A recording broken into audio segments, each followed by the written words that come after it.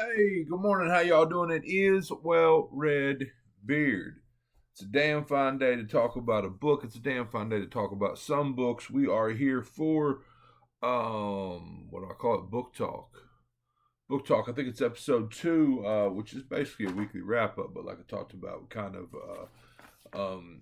I guess not dating these things, so to speak. So this is where I tell you what I read, what I got, what I'm going to read. Don't have a lot to show you. I did not read a shit ton last week. I read probably a couple hundred pages in Sundial by Catriona Ward. I am digging the absolute hell out of this book. Expendable Mudge was right. There is a lot of good stuff in here, and we're going to talk about it eventually when I finish it.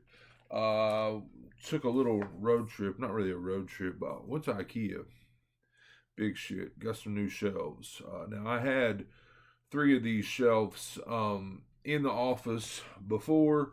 We have since stripped them all out, and a lot of that had to do with me kind of shutting down Well Red Beard, but also we got new carpet, so I had to take them all out anyway. They've since been kind of set up in the basement with like all the Pango store books, so I wanted to put shelves back in here, and I could have emptied out the shelves in the basement and brought them up, but we decided to just get some new ones. We've kind of gone with lighter colors and whatnot in here, so we went with the white. Now, I'm also a cheapskate. The white are the cheapest. These are Billy bookcases from IKEA, and these bookcases are $69 a piece. There's three of them here. But if you go with a different color, like the wood grain, or they also have like a black and I think like a dark navy blue, they're like $89. So I'm cheap, but also we wanted to go with white. Now I've added the extensions to the top, which I didn't have before, which makes them 7 shelves tall instead of 6. And the extensions are like $30 for white. So ultimately, I've got $99 in each of these, and they're really nice. Like if you used to watch me, I used to double stack and just absolutely load them up, and they've never bowed. So from my perspective, it's the cheapest way to do almost floor to ceiling bookshelves, without having a custom job done. They've also got like smaller ones, so like if you've got more space to fit, I don't have the extra space. Like when that door's open, I've got about 5 inches, but might be putting some over here on the other side too.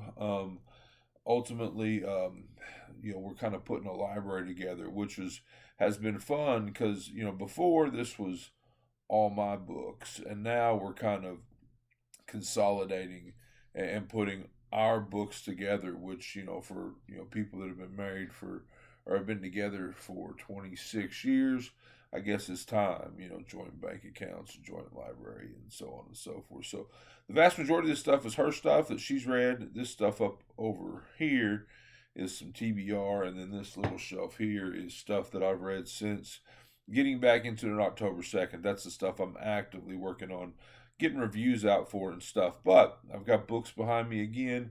The desk is still like right here, so I've got to reconfigure some stuff and try to figure out how we want to set it up. But anyway, ultimately, really cool. Went out and got some shelves, got them put together yesterday, and got some books loaded onto them. So again, like I said, I read probably about 200 pages in Sundial, and I got all off onto the shelves. But that was really to say we took a trip to IKEA, and I like took Night of the Mannequins by Stephen Graham Jones to on the trip, and honestly, I fell asleep. I napped while my wife drove us up there.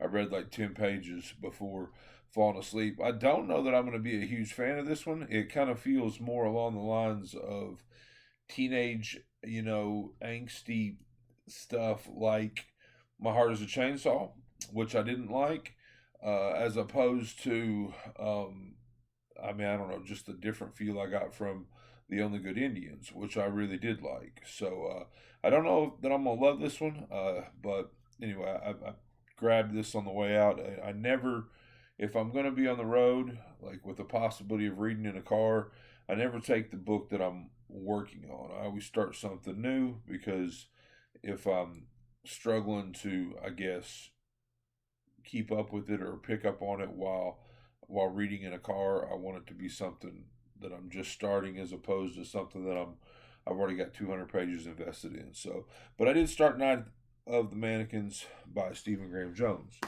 Some stuff I got. I did one of the eBay orders, maybe a couple of the eBay orders. Again, buy three get one free. I think a lot of these are from second sale.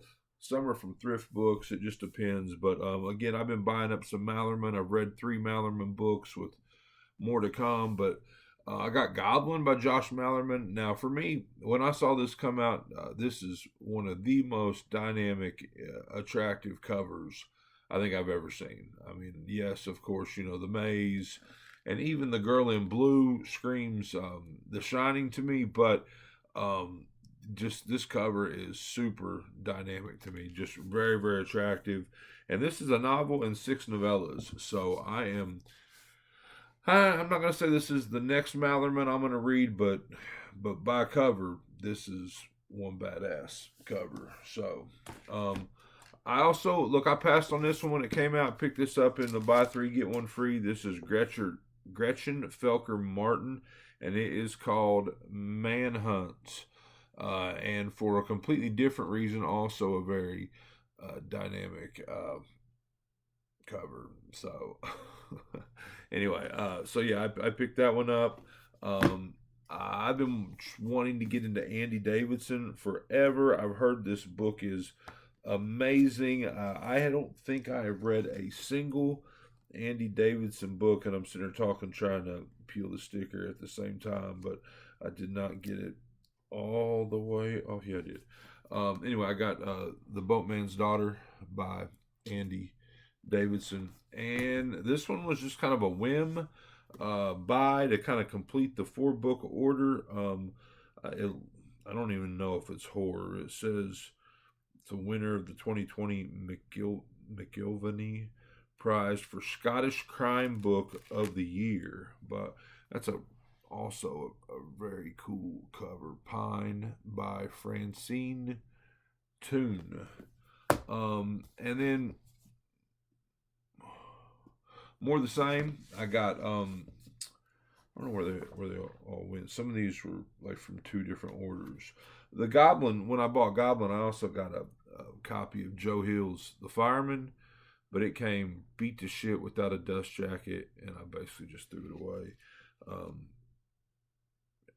Again, I buy these for $4 or $5 a piece. Buy 3 get 1 free, so I'm getting 4 books for like $15, free shipping, and so if it comes in a condition that I am not happy with, I generally just toss it. Sometimes I complain to the seller. Sometimes they refund my money. Sometimes they want me to send it back, which I'm not really interested in messing with, But anyway, I also got The Deep by Alma Katsu. The only book I've read by her is The Hunger, but I have been kind of watching and keeping up and watching all these cool books she comes out with. And then this one, kind of a whim buy as well. Alice Isn't Dead by Joseph Fink. It's hardcover, but the printing is on the cover. Like there's no dust jacket with this, which I think is just how the book came. Cool end papers though. But anyway, I don't know anything about this, and I saw it and kind of just bought it on a whim. I'm wondering if is it part of a series. Also available. No, it's just got this author also wrote Welcome to Night Vale, which I've heard of. And that's the only one of there's like 3 on the back, but that's the only one I've heard of. But anyway, Alice, getting some glare in here, Isn't Dead by Joseph Fink. I bought this on Amazon a couple weeks ago. Again, I just recently read Snarl by John Bowden, loved it. Wanted to read something new from Chad Lutzke. I got Broad Street Bastard by Chad Lutzke. I'll be reading this one soon. And so, in doing this and getting back into it, I have a lot of books that are now in the basement that I bought or got sent to me, and I just did not get to them. I haven't done any poetry since getting back into this, so this segment is stuff I I'll come up with a cool title for it, but it's stuff I go grab out of the basement and relocate up to here because I'm planning on reading it. But I brought up Mirror Whispers by Nia Shea. I've read two of Nia's books. I think it's one of them is like The Words We Shout at the Moon or The Things We Shout at the Moon. The other one was like Battle Cries for Boardrooms, Battle Cries in Boardrooms. Very feminist, dark, kind of like battle cry poetry. I enjoyed the first two, but this one's Mirror Whispers. I have not read it, and I will probably be getting into that one fairly soon. And a lot of my cool signed stuff, again, when I moved out of here, when I kind of shut down Well Red Beard, a lot of it I got rid of. I sold it on the Pango store. Got some stuff left, but I've got Tequila's Sunrise here by Brian Keene. It is short, very short. And it's signed. It's a personal copy, signed by Brian Keene and Alex McVeigh, who I think is the artist. But I'm looking to read this one sooner rather than later. It's a fable. I've read some Keene, not a ton of Keene. I read The Ghoul. I read The Ghoul by Brian Keene, like recently, like in the last 3 years. Really liked that one. I think a 4-star liked it. And then I read some of Brian Keene's stuff back before. And when I say back before, I mean back before Goodreads and all that. But I don't know what they were. But thought this was cool, and I grabbed it on one of my random trips to the land of the rest of the books, which is downstairs, and there's probably 4,000 books down there, I reckon. So, anyway, this is Tequila Sunrise by Brian Keene. So, as far as what I'm reading, I'm going to finish Sundial. I'll probably finish Night of the Mannequins within the next week. Probably start the Chad Lutsky. I don't know. I've got a bunch of stuff like those top. I'm not getting any higher. Those top three are things that I have picked up or put on what I call the TBR, the top three on the right. Wait, is that the right or the left? Anyway, stuff that I've picked up that I want to get into. I've got a lot of books to review still, so I'm kind of like ahead. So like part of me wants to read Sleeping Beauties by Stephen King and Owen King. I heard it's not good, but I read like 3 or 4 King books that got me kind of back going. Holly and The Outsider and The Institute and If It Bleeds. So that Sleeping Beauties is another one that came out in the last 5-6 years. 10 years. I'm horrible with time, but that I didn't do. So I kind of want to do that. I kind of want to do White Horse by Erica Worth. I don't know. I've got a bunch up here. Maybe another Mallerman. But those are the books that I'm kind of like trying to read a few of before I add a bunch to them. Add a bunch to the TBR. So that's it. This has been my book talk, my weekly wrap up. This week we should have reviews. I put a review of The Reformatory out on Monday. Should have a review of alarm of Hidden Pictures by Jason Rekulak coming. Probably one of The Impossible Fortress by Rekulak. And I've got a bunch more to do. Like I said, I've got those 4 King books. I've got 3 Mallerman books that I want to review that I've read in the last few months.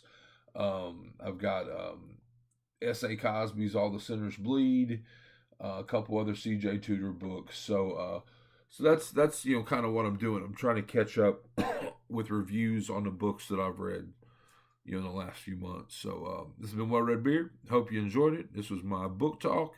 I hope you're enjoying all your books. Holy shit, it works this time. All your books as much as I am. If not, you're reading the wrong damn books.